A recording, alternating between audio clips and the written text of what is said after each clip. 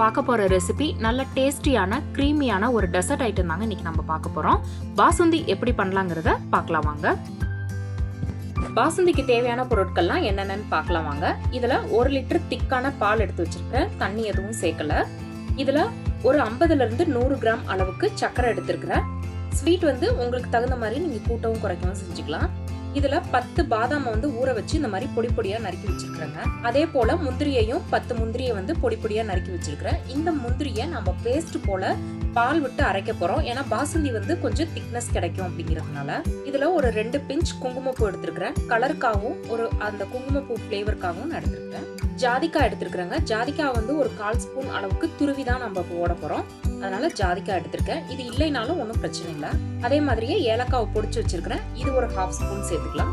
பாதாம் முந்திரி ரெண்டுத்தையும் நம்ம ட்ரை ரோஸ்ட் பண்ண போறோம். அதுல இருக்கிற ஈரப்பதம் போற அளவுக்கு. இப்போ நான்ஸ்டிக் கடாயை வச்சிருக்கிறேங்க. உங்ககிட்ட நான்ஸ்டிக் இருந்தா நான்ஸ்டிக் யூஸ் பண்ணிக்கோங்க, இல்ல இரும்பு கடாய் இருந்தாலும் இரும்பு கடாய் வச்சுக்கலாம்.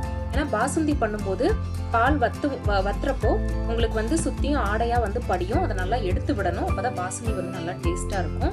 ஸோ நான்ஸ்டிக்கா இருந்தா ஈஸியா இருக்கும் அப்படிங்கிறதுனால நான் இன்னைக்கு நான்ஸ்டிக் எடுத்துருக்கேன். இப்போ இதுல நமக்கு ட்ரை ரோஸ்ட் பண்ணிக்கலாம். ஃபர்ஸ்ட் இந்த பாதாம் போட்டுக்கிறேன். நமக்கு பாதாம் நல்லா ரோஸ்ட் ஆயிடுச்சுங்க. இப்போ இதை எடுத்துட்டு அடுத்து முந்திரி சேர்த்துக்கலாம். அடுத்து முந்திரி சேர்த்துக்கலாம். ரெண்டுத்தையுமே மீடியம் ஃப்ளேமில் வச்சு ஃப்ரை பண்ணுங்க, இல்லைன்னா கரிஞ்சிரும். ஆனால் ஃப்ரை ஆகாது. அதனால மீடியமில் வச்சு நீங்கள் ஃப்ரை பண்ணுங்க. நமக்கு அந்த பாசுந்தியோட சாப்பிடும்போது நம்ம ட்ரை ரோஸ்ட் பண்ணிட்டோம் அப்படின்னா கிரன்ச்சியாக நல்லாயிருக்கும். அதனால தான் ரோஸ்ட் பண்ணுறது. முந்திரியும் நல்லா ரோஸ்ட் ஆயிடுச்சுங்க. இப்போ இதை எடுத்துடலாம். இப்போ நட்ஸ் எல்லாத்தையும் வறுத்து எடுத்தாச்சுங்க. இப்போ இதே கடாயில் பால் சேர்த்துக்கலாம். நம்ம தண்ணி எதுவும் ஊற்ற வேண்டாங்க, திக்கான பாலாக சேர்த்துக்குங்க. இப்போ இந்த பால் பார்த்தீங்கன்னா நல்லா கொதிக்கணும். கொதிச்சு பாதி அளவு நமக்கு வரணுங்க. அப்போ தான் உங்களுக்கு டேஸ்ட் நல்லாயிருக்கும். இப்போது நம்ம முந்திரி பேஸ்ட் அரைக்கிறதுக்கு முந்திரி பருப்பு எடுத்திருக்கேன். அதுக்கு பால் இதிலிருந்து எடுத்துக்கிறேன் கொஞ்சம். இதை மட்டும் நம்ம மிக்ஸி ஜாரில் நல்லா பேஸ்ட் மாதிரி அரைச்சி எடுத்துக்கலாம். நம்ம எடுத்து வச்சுருந்த முந்திரி பருப்பை பால் ஊற்றி அரைச்சாச்சுங்க. இப்போ இது கூடயே அதை நான் சேர்த்துக்கிறேன். கலந்து விட்டுக்கலாம். இந்த மாதிரி ஆடை வந்தது அப்படின்னா இந்த ஆடை தான் அந்த பாசுந்திக்கு டேஸ்ட்டே. அதனால இப்படி கிளறி விடுங்க. அதை அந்த ஆடை அது அதுலேயே திரும்ப திரும்ப வேகும்போது உங்களுக்கு நல்லா திக்காகவும் கிடைக்கும். அந்த ஆடையோட நமக்கு பாசுந்தி சாப்பிடும்போது டேஸ்ட்டும் நல்லாயிருக்கும் உங்களுக்கு. இப்போது ஜாதிக்காய் துருவி போட்டிருக்கிறாங்க. ஒரு 1/4 ஸ்பூன் அளவு தான் இருக்கும். நீங்கள் ஏலக்காய் உங்ககிட்ட ஜாதிக்காய் இல்லைன்னா ஏலக்காவை கொஞ்சம் சேர்த்து போட்டுக்கோங்க. அவ்வளோதான். பால் நல்லா பொங்கி வருது. கிளறி விடுங்க. இந்த டிஷ்ஷு பார்த்தீங்கன்னா ரொம்ப சிம்பிளான டிஷ்ஷு தாங்க. பட் ஆனால் என்னென்னா கொஞ்சம் டைம் எடுக்கும். இப்படி ஓரத்தில் இருக்கிறது எல்லாத்தையும் இப்படி எடுத்து விட்டுக்கிட்டே இருங்க. ஏன்னா அந்த ஆடையெல்லாம் ஓரத்தில் போய் தங்கியிருக்கும். இப்படி எடுத்து திரும்ப அந்த பாலுக்குள்ளாரையே விடுங்க. அப்போ தான் உங்களுக்கு பாசுந்தி நல்லா டேஸ்ட்டாக இருக்கும். இப்போ இதில் ஒரு கொதி வந்துருச்சு. இப்போ சக்கரை நான் ஆட் பண்ணுறேங்க. சக்கரை பார்த்தீங்கன்னா நான் இப்போ எடுத்ததில் பாதி மட்டும் ஆட் பண்ணுறேன். அப்புறம் நம்ம சுண்டுனதுக்கு அப்புறமா டேஸ்ட் பண்ணி பார்த்துட்டு இன்னொரு பாதியை நம்ம ஆட் பண்ணிக்கலாம். இது கூடயே நான் எடுத்து வச்சிருந்த குங்குமப்பூவை சேர்த்துக்கிறேன். மேலே ஆடை இப்படி திரண்டு நின்றுருக்குதுங்க. இதை இதே மாதிரியே திரும்ப கலக்கி விட்டுருங்க. கலக்கி அந்த பாலுக்குள்ளேயே விட்டுருங்க.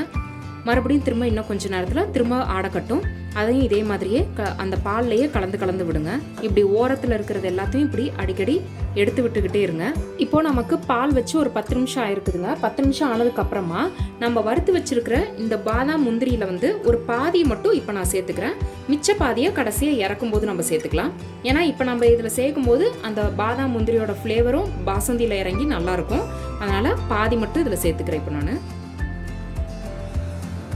இன்னும் ஒரு 10 நிமிஷம் கொதிக்கட்டுங்க. அதுக்கப்புறமா நம்ம ஏலக்காய் சேர்த்துக்கலாம். இப்போ நட்ஸ் எல்லாம் சேர்த்து 10 நிமிஷம் ஆச்சுங்க. இப்போ அடுத்து ஏலக்காய் சேர்த்துக்கலாம். ஏற்கனவே பாதி சக்கரை போட்டிருக்கிறோங்க. இப்போ டேஸ்ட் பண்ணி பார்த்துட்டு பத்தலைன்னா இன்னும் கொஞ்சம் நம்ம சேர்த்துக்கலாம். இப்போ எனக்கு இன்னும் கொஞ்சம் சக்கரை தேவைப்படுது. அதனால இப்போ கொஞ்சம் சேர்த்துக்கிறேன் நான்.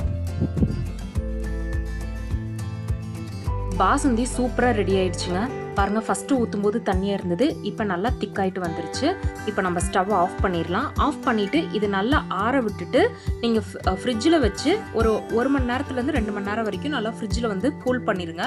அப்புறமா எடுத்து சாப்பிடும்போது இந்த பாசுந்தி இன்னும் நல்லா டேஸ்ட்டாக இருக்கும். நமக்கு இது சூடாக சாப்பிட்றத விட இந்த மாதிரி கூலிங்காக சாப்பிடும்போது அதோட டேஸ்ட் இன்னும் நல்லாயிருக்கும். சரி, இப்போ நம்ம ஸ்டவ் ஆஃப் பண்ணிவிட்டு ஃப்ரிட்ஜில் ஒரு 2 மணி நேரம் வச்சு எடுத்துடலாம்.